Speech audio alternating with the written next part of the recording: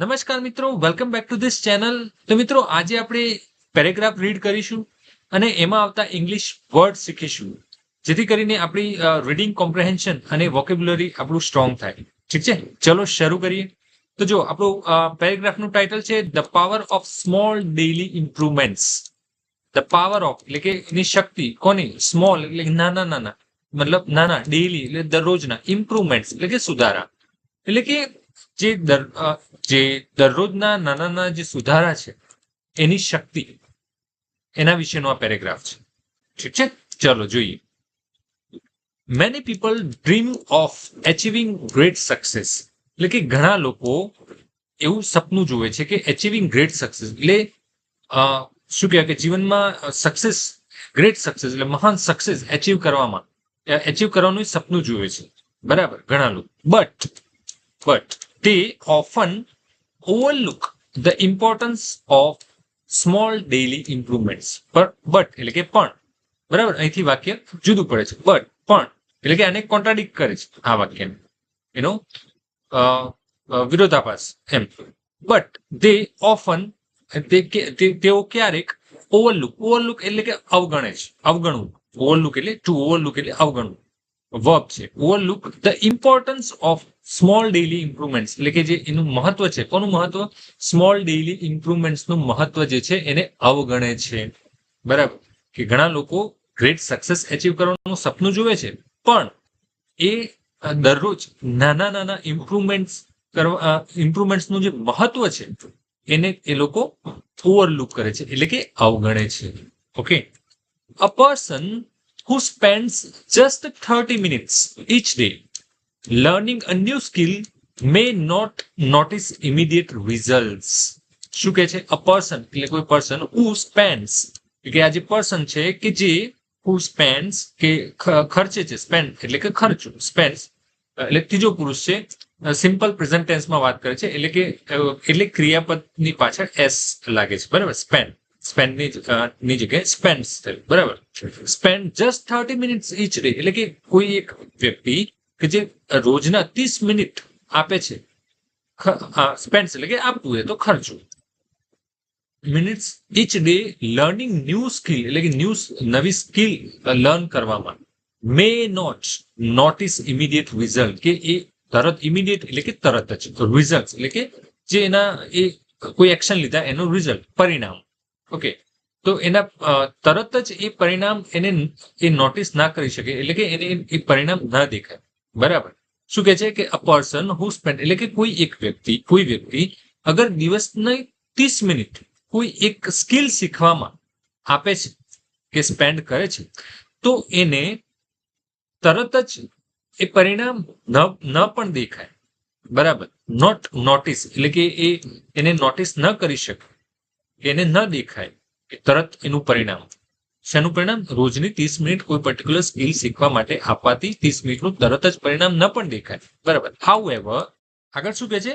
However એટલે કે જોકે, એટલે આજે આગળ વાત કરી આપણી, એને શું કરે છે? કોન્ટ્રાસ્ટ છે એનો, થોડું વિરોધાભાસ જેવું છે, કોન્ટ્રાસ્ટ જેવું છે. બરાબર, હાઉએવર જોકે, ઓવર ટાઈમ એટલે કે કેટલાક સમય બાદ, those efforts begin to accumulate and create significant process એટલે કે આજે ઓવર ટાઈમ એટલે કે કેટલાક સમય બાદ, those efforts એટલે કે જે દરરોજ આપણે ઇમ્પ્રુવમેન્ટ્સ લાવીએ છીએ નાના એફર્ટ્સ કરીને, તો એ બધા એફર્ટ્સ બિગિન ટુ એક્યુમ્યુલેટ એટલે કે એકઠું થવું.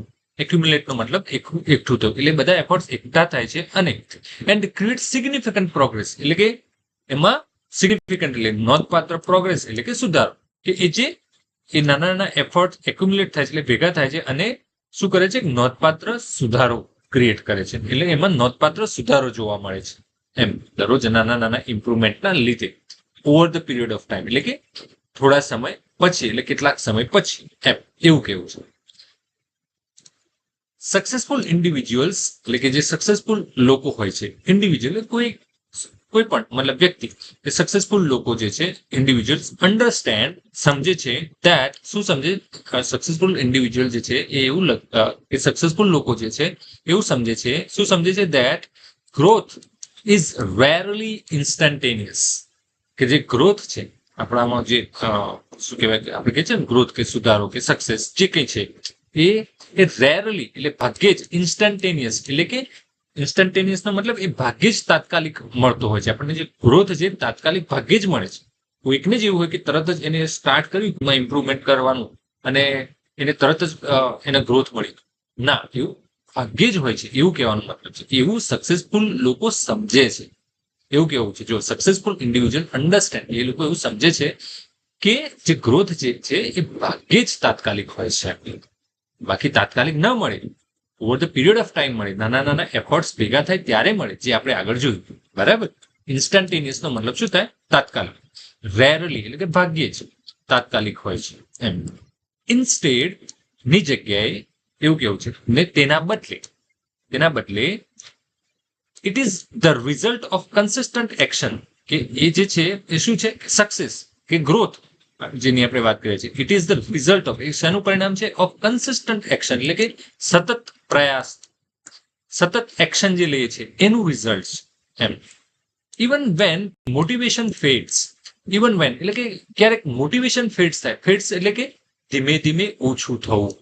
મોટિવેશન ક્યારેક ધીમે ધીમે ઓછું થઈ જાય, પણ discipline helps them stay on track. પરંતુ ડિસિપ્લિન જે છે એ ડિસિપ્લિન હેલ્પ કરે છે શેમાં?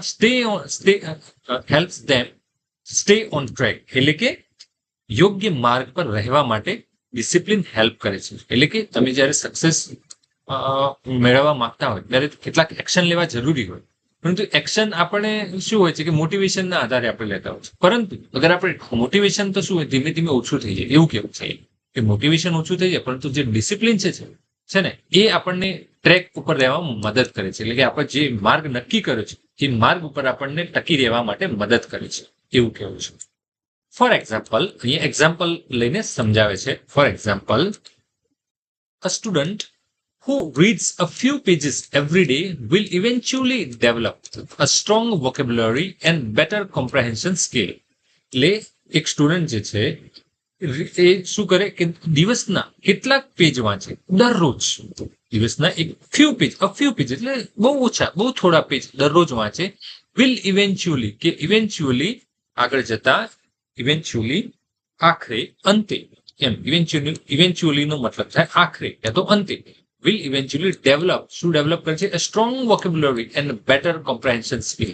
એટલે કે દરરોજ કોઈ સ્ટુડન્ટ દરરોજ થોડા થોડા પેજ વાંચે છે, પરંતુ દરરોજ વાંચે છે, તો આખરે શું કરશે? એને એક સ્ટ્રોંગ વોકેબ્યુલરી બિલ્ડ કરશે અને એની કોમ્પ્રેહેન્શન સ્કિલ છે. કોમ્પ્રેહેન્શન એટલે સમજણ. આપણે કોઈ પેરેગ્રાફ વાંચ્યું, એને સમજ મળ્યું, તો એ કહેવાય કોમ્પ્રેહેન્શન. તો એ કોમ્પ્રેહેન્શન, એ સમજણ શક્તિ, સમજણ સ્કિલ એનામાં ડેવલપ થાય છે. ઇવેન્ચ્યુઅલી આખરે, અંતે. ક્યારે? કે દરરોજ થોડા થોડા પેજ વાંચે ત્યારે. બરાબર, એવું કેવું છે.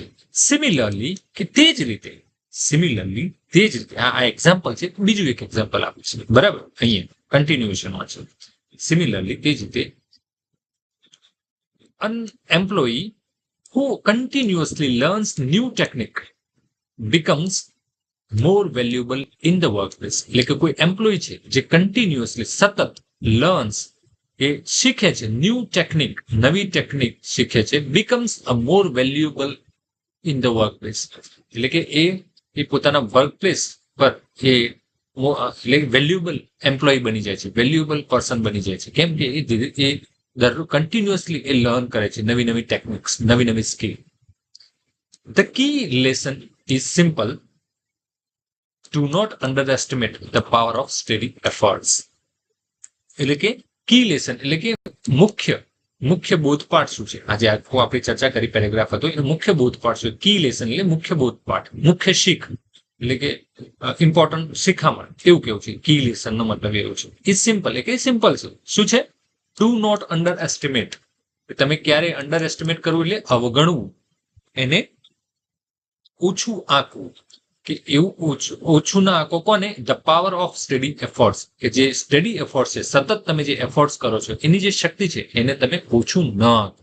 એવી આ પેરેગ્રાફની શીખ છે. ઓકે, સ્મોલ એક્શન્સ, કન્ટિન્યુએશન છે. સ્મોલ એક્શન્સ વેન એટલે કે નાના નાના એક્શન્સ છે, જે નાની આપણી પ્રવૃત્તિઓ છે કે નાના આપણે જે એફર્ટ્સ કરીએ છીએ એ વેન રિપીટેડ રેગ્યુલરલી, કે જ્યારે એ રિપીટ થાય છે, રેગ્યુલરલી એને રિપીટ કરવામાં આવે, can lead to remarkable achievements that once seemed impossible. Can lead to એટલે કે એને ત્યાં દોરી જાય છે રિમાર્કેબલ અચીવમેન્ટ તરફ એને દોરી જાય છે, બરાબર, એને રિમાર્કેબલ અચીવમેન્ટ સુધી લઈ જાય છે. રિમાર્કેબલ અચીવમેન્ટ, રિમાર્કેબલ એટલે નોંધપાત્ર, અચીવમેન્ટ એટલે સિદ્ધિઓ, કે એને નોંધપાત્ર સિદ્ધિઓ તરફ લઈ જાય છે. ક્યારે? રિપીટેડ રેગ્યુલર એક્શન જે છે, બરાબર. ધેટ રિમાર્કેબલ અચીવમેન્ટ, ધેટ એટલે કે આ રિમાર્કેબલ અચીવમેન્ટ જે છે એ વન સીમ્ડ ઇમ્પોસિબલ, કે જે ક્યારેક સીમ્ડ એટલે કે દેખાતા હતા, સીમ ટુ સીમ એટલે કે દેખાવું, લાગવું એમ, ઇમ્પોસિબલ કે ક્યારેક તે ઇમ્પોસિબલ લાગતા હતા, જેને ઇઝીલી અચીવ કરી શકાય. કઈ રીતે? રિપીટેડ રેગ્યુલર એક્શન્સ દ્વારા, નાના નાના સ્મોલ એક્શન દ્વારા. પરંતુ એ જો રિપીટેડલી રેગ્યુલરલી કરવામાં આવે તો એ રિમાર્કેબલ જે અચીવમેન્ટ છે, આપણે જે સિદ્ધિઓ જે છે એને સરળતાથી અચીવ કરી શકાય છે, જે આપણને પહેલા ઇમ્પોસિબલ લાગતા. ઠીક છે, તો મિત્રો આ હતો પેરેગ્રાફ. તો આપણે એને સમજ્યા કે નાના નાના સ્મોલ ઇમ્પ્રુવમેન્ટની શક્તિ શું છે, એનો પાવર શું છે, એના રિલેટેડ પેરેગ્રાફ હતો. તો એમાં આવતા ઇંગ્લિશ વર્ડ્સ આપણે શીખ્યા, જે તમને આઈ હોપ કે પસંદ આવ્યો હશે. ઠીક છે, કે તમે આમાં અગર તમને ખરેખર મજા આવી હોય અને તમે કંઈક શીખ્યા હોય તો ડેફિનેટલી વિડીયોને લાઇક કરજો અને શેર કરજો, અને તમે કમેન્ટમાં લખજો કે તમે અહીંયા જે શીખ્યા એમાંથી કેટલા વર્ડ્સ તમને યાદ રહ્યા, કયો વર્ડ્સ તમારો ફેવરિટ હતો આમાંથી, કે જે તમે આગળ ક્યારેક યુઝ કરશો, એ તમે કમેન્ટમાં લખજો. ઠીક છે, અને આવા વિડીયો અગર તમને પસંદ આવતા હોય તો કમેન્ટમાં પણ લખજો કે હા આવા વિડીયો બનાવો. તો ડેફિનેટલી આપણે આ રીતે વિડીયો આવા બનાવીશું, જેથી કરીને તમારું ઇંગ્લિશ ઇમ્પ્રુવ થાય. ઓકે, ઠીક છે, તો મળીએ નવા વિડીયોમાં. ત્યાં સુધી બાય બાય.